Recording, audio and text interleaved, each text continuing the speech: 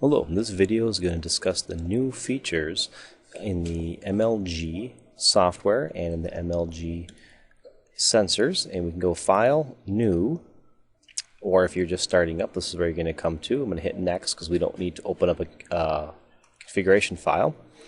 And you can choose the beam layout, the beam spacing, all these things, and the type of output you're looking for. So some of the new sensors here have analog outputs. Here I have 2 analog outputs and 2 PNP outputs. Go ahead and click Finish.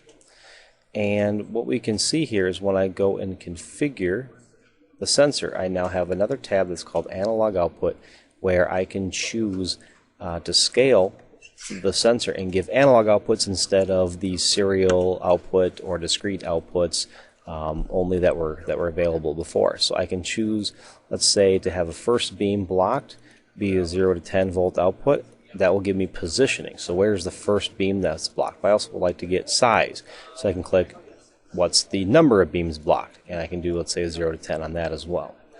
So at the bottom we will see that QA1, output analog 1, if the first beams are blocked you get different analog outputs. So I'm going to go ahead and drag the simulated object in here, and we will get our different outputs based on size and position.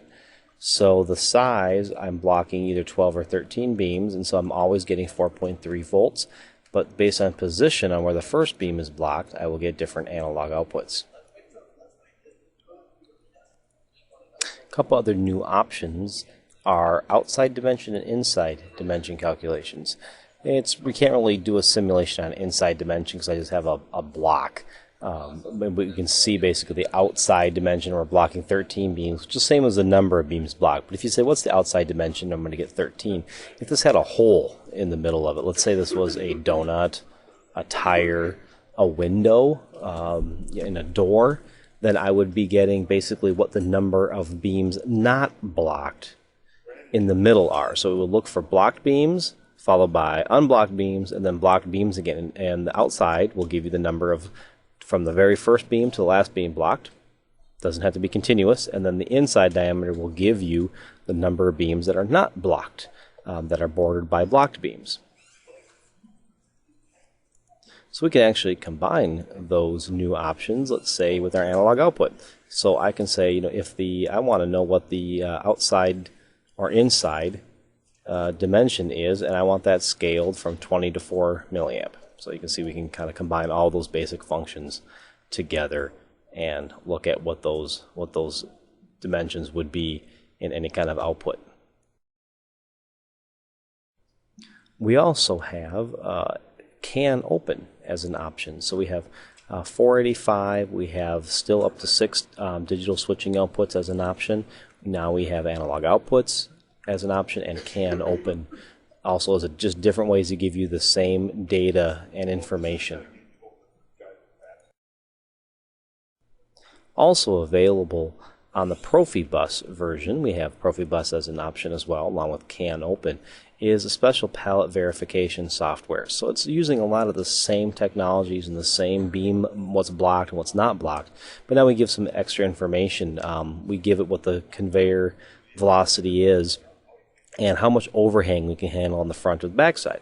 And then the MLG will evaluate that pallet, and based on if you said how much overhang it can handle, you will get a pass or fail output, binary, go or no go, if that pallet has exceeded the maximum overhang that you've put in.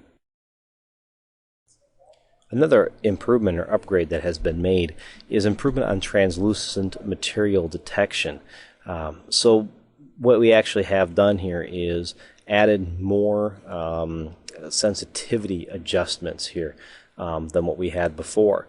So either when you hit the automatic setup, you either change the gain of the sender, so you do that, as well as what the switching threshold is of the receiver. So we have just basically added a little bit more resolution, I'll call it, to what that receiver threshold is, to be able to see not just opaque or clear, but the kind of getting that transparent, translucent, that in-between area there, where either maybe we had too much gain or too little, or the threshold was too high or too low. We basically add a little bit more granularity to it. Another feature improvement has been made also in the optics. So up, until 2010, we had a 10-degree angle of the optics, which worked really good for alignment. But what sometimes could happen is you could have these reflection problems. You could have basically these optical short circuits happen where something is blocking the beam. It should be blocking the beam, but some of the light bounces off, let's say, a shiny parallel surface to the object and still gets to the receiver. And if the thresholds are set and the gain is set just right, they'll say, oh, look, I got light, so I'm not blocked, when indeed it actually is blocked. But you kind of short circuit around it. So starting in 2011, all the new sensors will come with all these new features that we've just talked about, as well as a new 3.6-degree angle. We've also been concerned about the alignment. We didn't want to lose the ease of alignment that MLGs have been known for, but we're still receiving at a large angle. We're only sending at a shorter angle, and the alignment has been just as good, just as easy as it has before, with the added improvement of basically no short-circuiting, optical short-circuiting problems, which would translate into missing objects and not detecting objects. So those wrap up the main features and benefits that we've been adding to the MLG, the actual sensors, as well as the software to access those new features and benefits in 2011. There's also a video you can review on the entire MLG, on everything else it can do, kind of from start to finish, including these new features, have been updated in there, and how to program it, set it up, and all the other features. So please review that as well as needed.